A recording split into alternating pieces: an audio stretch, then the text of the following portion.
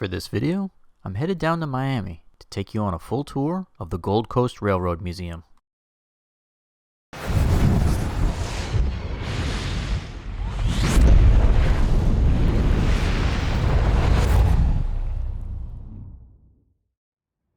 For this travel review, I'm a bit conflicted. You see, I was born and raised in Fort Lauderdale, and I grew up with the Gold Coast Railroad Museum, but as an adult, I've traveled the country and been to just absolutely massive railroad museums in Pennsylvania, California, Texas, Illinois, and now the place doesn't quite hold up as I remembered it. So I've been going to Gold Coast Railroad Museum off and on for decades. I remember when it was originally located down by the Fort Lauderdale airport, and then I think it was in the 1980s when it relocated to be right next to Metro Zoo in Miami. Now, don't get me wrong, this is probably the best railroad museum in the entire state of Florida. It actually became the official railroad museum of Florida, I believe, in the early 90s. So even the state of Florida recognized it. There's really only one other major railroad museum in the entire state, and that one's located in Parish, Florida. That one, I think, might have an edge over this one because they have excursions with real vintage trains, and they don't do that here at Gold Coast. So I've been to this museum probably a dozen times over the last 25 years, and my most recent visit was kind of depressing because the level of maintenance just wasn't there, and I realize it's difficult to keep up with a facility this large, and I think most of the staff here are volunteers, but the grounds looked forlorn and kind of run down with a lot of mildew and dirt and debris on the sidewalks, and most of the rolling stock and trains were just kind of rusted out and definitely could use fresh coat of paint in a lot of places. The only stuff that was in any kind of decent shape was under the overhang. A lot of the cars on the sidings and everything, they were really sad looking, worse than I can ever recall. Since my last visit, they apparently added some carnival flat rides, I guess to broaden their appeal to younger audiences, but you can tell they're just not keeping up with the whole property now because I think they've taken on more than they can handle. I think the core railroad museum is suffering because they're just trying to do too much. I think the bigger issue for this place too is, as a railroad museum, it's not that great. Once you visited some of the bigger railroad museums up north, like Steamtown or the Railroad Museum of Pennsylvania, this one just looks small and sad. And the main attraction here at the Gold Coast Museum is the Ferdinand Magellan, which is the private rail car of the President of the United States. And that's just not a really big draw for most people. When you hang out with like railroad enthusiasts and model railroaders and everything, we always get excited about locomotives. It's always discussions about the big boys and the GG1s and the SD90 Max, and locomotives are what excite railroad enthusiasts. Rolling stock never really does it for us. We don't be like, oh, look at that caboose. Hey, check out that amazing boxcar. Yeah, I mean, it's not really a thing. And as an adult, that's kind of my biggest problem with this museum now, is they don't really have any impressive locomotives. There's nothing here to call home about. I mean, it's obvious that they're struggling financially. I mean, I pulled up and the parking lot was empty, and there really wasn't anybody in the entire museum the entire time I was here. And I was here during the peak tourist season, so that's an issue. The other thing that I've noticed is the collection is basically stagnated. Last time I came in the 90s, they had pretty much the same locomotives and coaches here that they do now. They're not really rotating the stock. They really need something different and new. Maybe they should trade a piece with another museum somewhere, because the crowds just aren't coming to see any of this stuff anymore. So if you've never been to the Gold Coast Railroad Museum, there's this long access road where you basically drive up to the attraction, and it's off to the right-hand side. If you keep going straight, that's where you get to Zoo Miami, formerly known as the Metro Zoo. I remember thinking to myself as I was driving to this museum, what a stark contrast, because you could see the hundreds of cars parked in front of the zoo, and I had the only car in the parking lot for the Railroad Museum. So it's just depressing that nobody's interested in, I guess, the history of this area anymore, especially when it comes to railroading.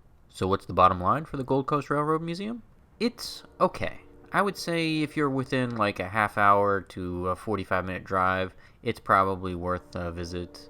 if you have a huge train enthusiast in your family, you might be able to justify a slightly longer trip. The admission price is pretty spot on, and if you've never visited this place before, then you probably won't notice that it's kind of stagnated with its exhibits. However, I don't think I would go as far as recommending this particular place. I just think there's better railroad museums in Florida. I think the one in Parish is probably superior to this because they actually have actual train excursions where you can ride the trains, and that little kiddie train just doesn't cut it over here. Well, that pretty much wraps up all my thoughts on the Gold Coast Railroad Museum. For the rest of this video, I'm just going to play a little music to complete the video tour.